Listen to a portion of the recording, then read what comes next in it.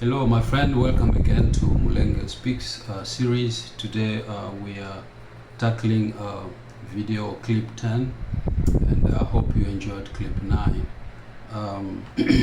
My name is John Kapapi again, your host, and my role here is to help you to understand the conflict between the Congolese indigenous tribes of Bafuliru, Bavira, Babembe, Barega, and Banyindu, and the Congolese Banyarwanda, who we now know are identifying themselves, or they are trying to convince you that they are no longer all they are Banyarwanda together with Mulenge, the subject of this video, clip 10. We said in clip 9 that the constitution of the DRC and its law recognize the customary law and right through the lens of three levels of traditional government. The chieftaincy or royaume or chefferie, the grouping or groupement, and the village, localité or quartier. And the person in charge of these three institutions is no other but the king or the mwami. So his role is to protect, to promote, and preserve the culture, which is the set of uses and practices, the land and its boundaries, and the dialect or the language of the people and the country under his care. And because of the lack of knowledge about this concept of Mulenge around the world, people who are identified here as of Mulenge, I mean the Banyarwanda, they are not from Mulenge. They have no connection to Mulenge, except that the fact that they did pass through Mulenge. And those who are the owner and first occupant of the place do not even identify themselves as such, but as Bafuliru. I mean, the people who occupied the forest rain land in Central Africa, or in the area that now formed the kingdom of the Bafuliru, the Bantu-speaking people, and the Pygmies, or the Batwa that were found in those areas, they are all assimilated and they are all called Bafuliru. So no one is identifying himself as of Mulenge. The reason we'll give that in the following clip. And so, what is Mulenge? Mulenge, for information, is a place, is a name, and is a person. Without going to the reason why the Bantu-speaking people may have migrated to Central Africa and then across to the Great Lake region of East Africa, we know that those reasons exist, such as overpopulation, exhaustion of local resources, agricultural land, grazing land, forest, and water resources, including the increased competition of local resources. And so when they first entered into the region in the 13th centuries and forward, it was mainly in rainforest, then into savannas toward the south, which include today the DRC, Angola country, and Zambia. In the process, they displaced or assimilated the earlier inhabitant known to be the Batwa or Pygmies. Larger chiefdoms or chieftaincies or kingdoms that were found in place began to emerge. And by the 16th, 17th, 18th, and 19th centuries, the new occupant gained political and economic prominence. In regard to the Fuliru, the leading clan was of the Hamba lineage and succeeded to impose itself as the strongest of the tribe of the Bafuliru and control the new territory. Inside the new territory or country or state, the Pygmy region of hunter-gathered, living partially but not exclusively on the wild product of the environment, their region of control became part of the new kingdom or chiefdom. So they were assimilated. And so we found them today that they speak the Kifuliru language. And few of those places that were incorporated include today the village of Mulenge, the village of Mulama, the village of Mushago, the village of Kigushu, the village of Mugule, and the village of Mushanga. All these villages, they are part of the territory of the kingdom of the Bafuliru. But the Pygmies or the Batwa still live in these villages, and you can still find them today. But what is the difference between these villages and Mulenge in particular? So as a place, Mulenge is a village among the 35 villages of the groupement of Kigoma. So the country, the Bafulero country, is divided in 5 groupings, and each grouping has a name, and they were divided into the first king children. And so one of the grouping, the groupement Kigoma, has 35 villages, and among them is Mulenge as a place. And so the other 4 grouping are the groupement of Muhungu, Runingu, Itara, and Lemera. And its capital is Lemera. So if the Banyarwanda claim to come from Mulenge without being the first occupant of Mulenge, then there is more to it than what they are presenting to you and to the outside world.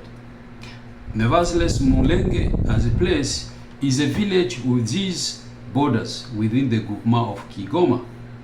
So as a village, there are other villages around it, and we're gonna see the name of those that are surrounded. To the south, Mulenge is bordered with the village of Mulama, which by itself is also whose capital or the chef de village is a pygmy. To the east, Mulenge has the border with 2 villages, Mubere and Kihinga. To the west, Mulenge is bordered by the rainforest that cover the villages of Kitembe and Lunywera. And to the north,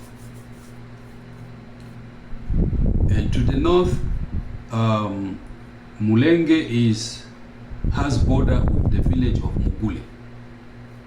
And Mugule here is the grouping of Lemera. So if the Banyarwanda are or were resident of Mulenge then, but they are no longer there except their trace when they were given permission to live there after suffering human losses in the plain due to extreme heat, and the following years until their resettlement in Mulenge, Lemera, and Katobo as refugees in 1964 following the 1959 revolution in the Kingdom of Rwanda. What I'm trying to say here, before they reached the slopes of Mulenge, we have to remember that they lived in the plain just after crossing the Ruzizi River into the land of the Bafuliru. They lived in the plain, and when they were living in the plain, many of them lost lives because they were not accustomed to the climate. It was too hot, so many of them died, and they started asking requests for to the king of the Bafuliru to help them resettle in other area. And so the king gave them permission to start moving upward, and many of them found themselves in Mulenge. That was before 1960. And so now they start living in Mulenge. Later, other Banyarwanda meet them, some as independent immigrants, others as refugees. Others came as part of the Migration de Banyarwanda. We know that in the 30s and 40s, and also came following and running away from the wars. So in the kingdom of Kigoma, we have to remember that we still have some Banyarwanda there. Those Banyarwanda are not called, or they have never been registered as people of Mulenge, but they have been registered as Banyarwanda because that's how when they came, they have always been known as Banyarwanda. So they have been registered as Banyarwanda, and so because of the obedience and the respect to the chief, to the king of the land, the children of the king have given them some responsibilities, and so they gave them authority to lead some villages. And so we have, for example, 5 villages, 2 in the groupement of Kigoma, 2 in the groupement of Lemera, and 1 in the groupement of Muhungu. Those who are leaders or kapita in the groupement of Kigoma, one is kapita in the village called Kahololo. Another one is kapita in the village called Bibangwa. Those who are in the groupement of Lemera, one is leader or kapita in the village of Bijojo, and the other one is kapita in the village of Rurambo. So those are 4 villages already, 2 in the grouping of Kigoma and 2 in the grouping of Lemera. And 1 village in the groupement of Runingu. Sorry, I said the Muhungu, but it's a groupement of Runingu. One is also leading is kapita in the village near Katobo and Degu, around the hydroelectric dam that was built in Katobo. So these kapita are Banyarwanda. They are not of Mulenge. They are not people from Mulenge. They are well recognized. And if you go there and read the archive of the groupement and the kingdom, you find their names. They still live today, and we have their names. So they give report to the chief of the groupement, who is Mfuliru, and the chief of the groupement also give report to their superior, who is the king of the land. And so that's as village, as a place, Mulenge as a place. Also as a person, we have to understand that as a person, Mulenge is the descendant of Yahweh Mulenge. The Mulenge who is present today, who's the kapita or chef de village in Mulenge, is a descendant of Yahweh Mulenge. He is also called by the same name, Mulenge, and the family has been kapita for 4 generations. So no Munyarwanda ever controlled or led this village since its foundation or since it was incorporated into the kingdom of Bafulero. That's the name, Mulenge as a person. So we saw the name as place, we saw the name as person, because Mulenge as a person still exists, his children still exist, but he exists as pygmy who was incorporated into the Bafuliru, and he lives now and he speaks as Mufuliru, but his tribe is Pygmy tribe. And so we go now to the name Mulenge itself. So Mulenge has become an insult, a shame, and a national indignation to see a people who have nothing to do with it, carrying its reputation in the mud around the world for their own interest. The fight is over. This name, its uses and its historical meaning. For the Bafuliru, if the descendants of Mulenge cannot identify themselves as people from Mulenge, since they are now part of the Fuliru culture, the Banyarwanda cannot either, because it is an ancestral treasure and a sacred place. The colonial officers, Christian missionaries, and government officials came to Mulenge, and they know that place as a national heritage. When the Persian in his PhD paper in 1974 at page 32 wrote that the region above 3,000 meters of altitude were inhabited, I quote, almost exclusively by Rwanda Tutsi, who migrated from Rwanda during Rwabugiri reign. Here and there are small community of Nyindu. These Rwandans are essentially shepherds. Some of their wives engage in agricultural activities, but most of their food is produced by Nyindu, the Fuliru, and the Vira in the slope of Mitumba range. The Rwandan easily adapted to the climate conditions, which are similar to those prevailing in Rwanda. Administratively, the Rwandan do not have a chiefship of its own. They live in Fuliru and Vira chiefship. So what is he saying? He's confirming here that they lived and continue to live in the Bavira and Fuliru chiefdoms, yet a little upper to 3,000 meters of altitude. He is also confirmed that when he arrived in 1974, he found some Banyarwanda in the plain, but most have moved westward toward the Bavira and Barega region. So he is also, number 3, he is also acknowledging that what George West wrote 20 years earlier about the Vira country is correct.